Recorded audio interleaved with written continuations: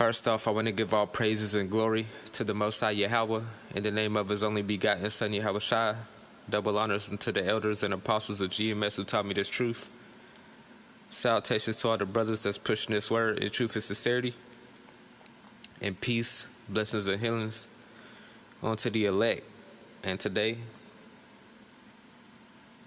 I'm going to get into this article. Meanwhile, World War III may be brewing while we're distracted. And, that's in the scriptures, World War III. So, I'm going to read down. It's a lot of stuff to get into, but let's get started. Those who are paying close attention to the pandemic may have missed that another potential killer is brewing across the ocean. In Syria today, there is a real and looming threat of a third world war. Not only is Syria fighting Western-backed terrorists on its territory, there are many more players involved on Syria's soil, from the Russians and Iranians to the Americans, Turks, and Israelis, and with the recent Turkish actions, all of those players could very well come to blows. And they are going to come to blows. It is well known to geopolitical scholars that the world is already in global conflict, with the United States, NATO, Israel, EU, and the Gulf states loosely united against the multipolar world of Russia, China, Iran, and a growing host of target nations that prefer the carrot over the stick. The globe is already in a quiet war, though the major powers have yet to publicly declare it on one another. As it stands, currently the global conflict is more akin to the Cold War, where color revolutions and proxy wars are the order of the day. However, the quiet war can only remain quiet for so long until one side begins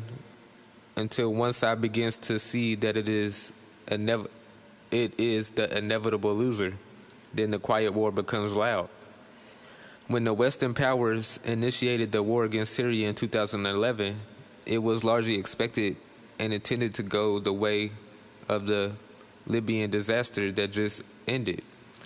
However, with the unity of Syrian culture, Syrian government leadership, and most important, Russia entering into the war on the side of the Syrian government, the quiet destruction of the Syrian state has resulted in a 9-year war that has seen Syria turn the tide on the largest and most effective military state in the world.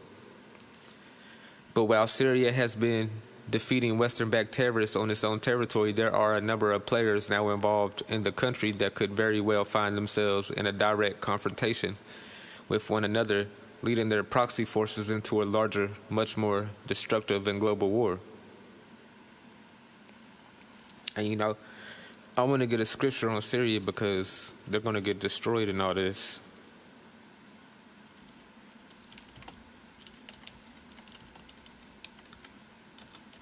And all this hoopla that's going on.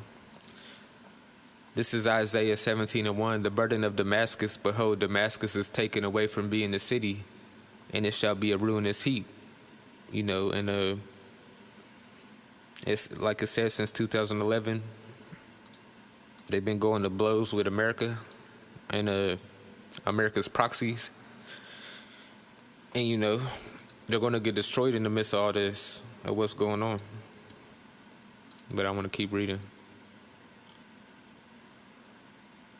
Summation of events. After having dispatched troops to the terrorist haven of Idlib, Syria, as the Syrian military engaged in a massive push to liberate the region, Turkey has since come to the rescue of the embattled terrorists, launching drone attacks, airstrikes, and ground forces into Syrian territory. Turkey established a number of observation points that the Syrian military, during the process of the liberation early on in the Battle of Idlib, surrounded. The Syrian military did not disturb these posts or harm any Turkish soldiers. However, that all changed when the Syrian and Russian air forces began bombing terrorist targets. Those airstrikes killed a number of Turkish soldiers who had been embedded with terrorist groups. Turkey then played victim, and Erdogan sent more Turkish troops and engaged in airstrikes against the Syrian military Later, another Syrian airstrikes killed yet more Turkish soldiers who were also embedded with terrorists, resulting in a forceful Turkish response of drone attacks and airstrikes and the further progression of Turkish troops onto Syrian soil. Syria managed to shoot down a number of Turkish drones, but other airstrikes have since avoided hits from Syrian air defenses. Israel has also stepped up its attack on Syria, claiming to be targeting Iranian assets, but really attacking but really attacking forces assisting Syria in the fight against terrorism. In fact, Israel recently announced that it has a plan to remove Iran from Syria in the next 12 months. And that's prophecy, because Israel's the one that's going to bring America, the EU, and NATO into a full-blown war with Iran. This is Jeremiah 50 and 45. Therefore, hear ye the counsel of the Lord that he hath taken against Babylon, and his purpose that he had proposed against the land of the Chaldeans. The Chaldeans are these Edomites, and the Chaldeans are in Israel today. Surely the least of the flock shall draw them out. Surely he shall make their habitation desolate with them. So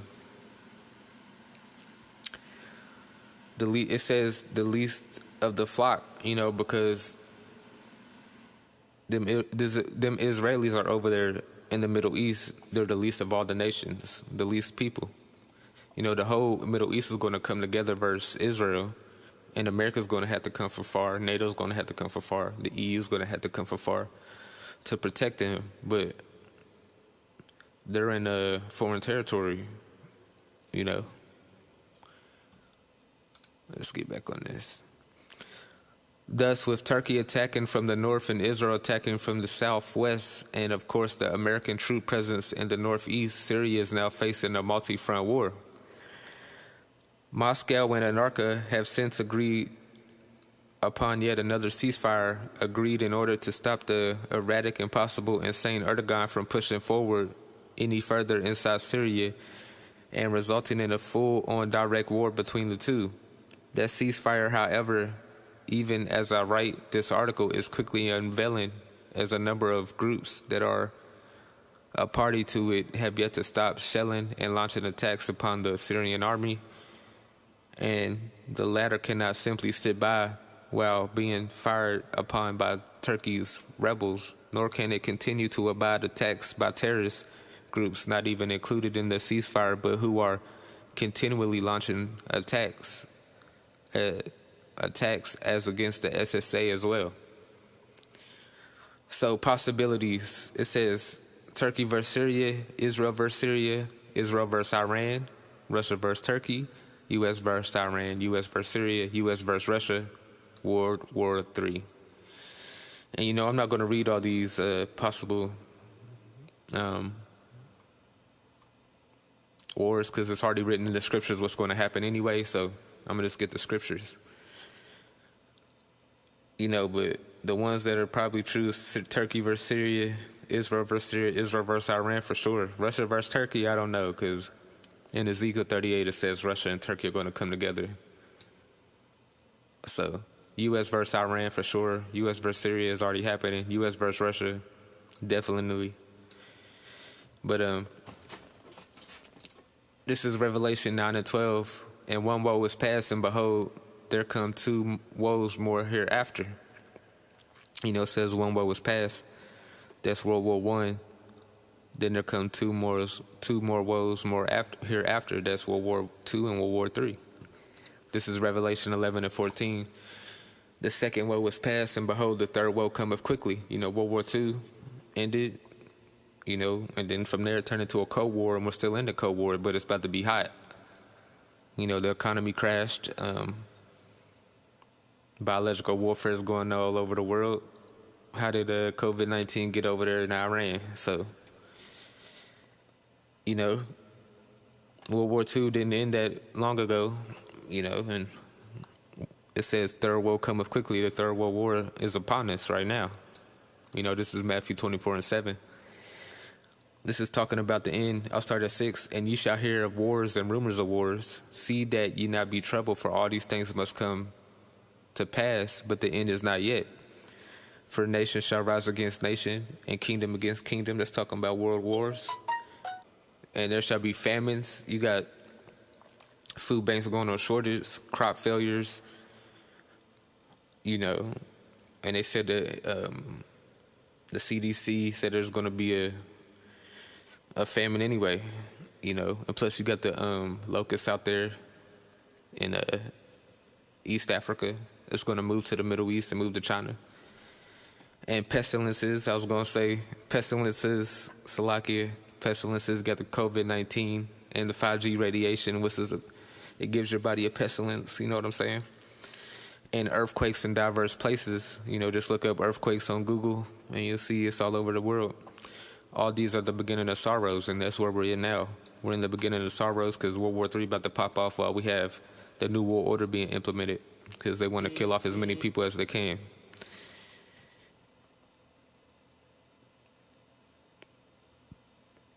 But like I said in Jeremiah 50 and 45, the least of the flock shall draw them out. Israel, they're going to pull Russia out and America, and that's when it's going to be a hot war, because Yahweh Shemashah is pulling everybody in Jehoshaphat, the land of judgment. And I'm going to get that. This is Joel 3:2. I will gather all nations and will bring them down into the valley of Jehoshaphat, and will plead with them for my people and for my heritage Israel, whom they have scattered among the nations and parted my land. Because the people on this list, I'm going to get it.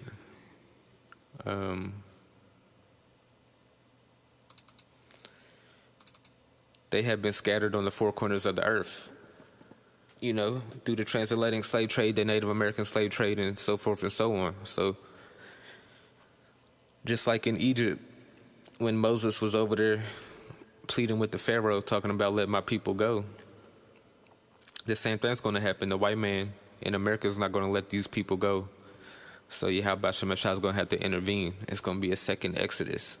But instead of us going through the Red Sea, he's going to get us in chariots, UFOs, call us up, beam us up, like in some Star Trek shit, and then he's going to nuke America through Russia, through Iran, through China, through the EU, through NATO. It is what it is. But I want to get some scriptures now. This is Ezekiel 38, and let's start. And the word of the Lord came unto me, saying, Son of man, set thy face against Gog, the land of Magog, the chief prince of Meshech and Tubal, and prophesy against him. Now, if you're into the scriptures, you know that this is the World War III scriptures, Ezekiel 38 and 39. And it says Gog in the land of Magog because I'm going to get this right here, this map. It's an old Bible map. Gog and Magog, that's where Russia is right now. Yeah. So let's keep reading. And say, thus say the Lord God, behold, I am against thee, O Gog, the chief prince of Meshech and Tubal. Because, the Russians are Edomites and Yahweh Shemashah is not with them, but he's going to use them to destroy America.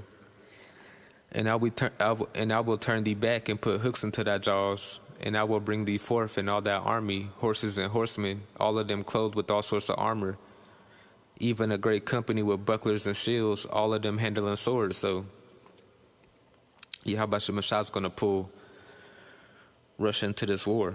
When it says, I will turn thee back and put hooks into thy jaws, because after the Cold War, Russia, disbanded and it lost a lot of countries and it got weak. You know what I'm saying? But Putin's putting that spirit back into him. You know what I'm saying? And Yahweh Shemashah is doing that. And then it says Persia, Ethiopia, and Libya with them, all of them with shield and helmet, Gomar and all his bands, the house of Togarmah of the north quarters and all his bands, and many people with thee. Be thou prepared and prepare for thyself and all thy company that are assembled unto thee, and be thou a guard unto them. So Russia's going to be a guard onto Persia, and let's get who Persia is. Persia. At the suggestion of the Persian legation in Berlin, the Tehran government on the Persian New Year, March 21st, 1935, submitted Iran for Persia as the official name of the country. So, Russia's going to be a guard onto Persia, which is Iran, And before I keep going, what's Iran's involvement in this, or what are they going to do? This is 2nd Ezra 15, where the nations of the dragons of Arabia shall come out with many chariots, and the multitude of them shall be carried as the wind upon the earth, and all of them which hear them may fear and tremble. So the whole Middle East is going to come against Israel and America and the NATO and EU. Also the Carmaradians raging in wrath shall go forth as the wild boars of the wood, and with great power shall they come and join battle with them, and shall waste a portion of the land of the Assyrians. Now it says the Carmaradians raging in wrath says they're going to join battle with them. Join battle with who? The Middle East, Iraq, Afghanistan. But it says Carmaradians. Let's see who the Carmaradians are. Carmarania region. It is a historical region that approximately corresponds to the modern province of Kerman, and was a province of the Achaemenid, Seleucid, Areacid, and Silesian Empire, a region bordered Persia in the west. And there's a map down here. This is old Carmarania, and all this today is Iran. Yeah. You still got Libya over there, but this is Iran. This is Israel right here. But this is Carmarania. Let's go back to the scriptures. It says, and then shall the dragons have the upper hand. They're going to have the upper hand in this war. Remembering their nature, and if they shall turn themselves, conspiring together in great power to persecute them, then these shall be troubled bled, and keep silence through power, and shall flee. So World War III ain't no joke. It's going to be the most devastating war ever. You know what I'm saying? But now to get back to Ezekiel, it's at Ethiopia. You can look, where Ethiopia is. Libya, where Libya is, North Africa. All of them with shield and helmet. Gomar and all of his bands, the house of Togarmah. So that's why I said in this article where it says it's going to be Russia versus Turkey. No way, because Russia's going to come to Turkey's defense. So, and this is a map right here where it says Togarmah right here. That's where Turkey is today. Yeah, around this region. Yeah. And look at all this. Everybody coming against Israel. It's crazy. And then it says, be thou prepared and prepare for thyself and all thy company that are assembled unto thee, and be thou a guard unto them, And that's what Russia's doing today. They're being a guard onto Syria. They're being a guard onto Iran and Iraq. You know what I'm saying? That's what they're doing. Just like the Bible has said they would. And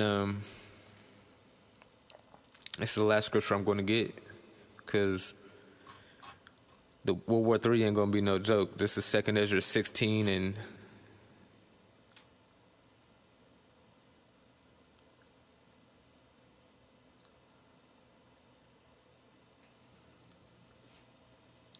I'm going to start at 32. And the earth shall be laid waste, and the fields thereof shall wax old, and her ways and all her paths shall grow full of thorns, because no man shall travel therethrough. The virgin shall mourn, having no bridegrooms. The women shall mourn, having no husbands. Their daughters shall mourn, having no helpers. And why is that? In the wars shall their bridegrooms be destroyed, and their husbands shall perish of famine. Hear now these things and understand them, ye servants of the Lord. Behold, the word of the Lord receive it. Believe not the gods of whom the Lord spake. Behold, the plagues draw nigh and are not slack. You know, so a war is a plague, and Yahweh Shemashah is going to make them fight each other in World War III because it was prophesied from the beginning. And what did Yahweh Shemashah say?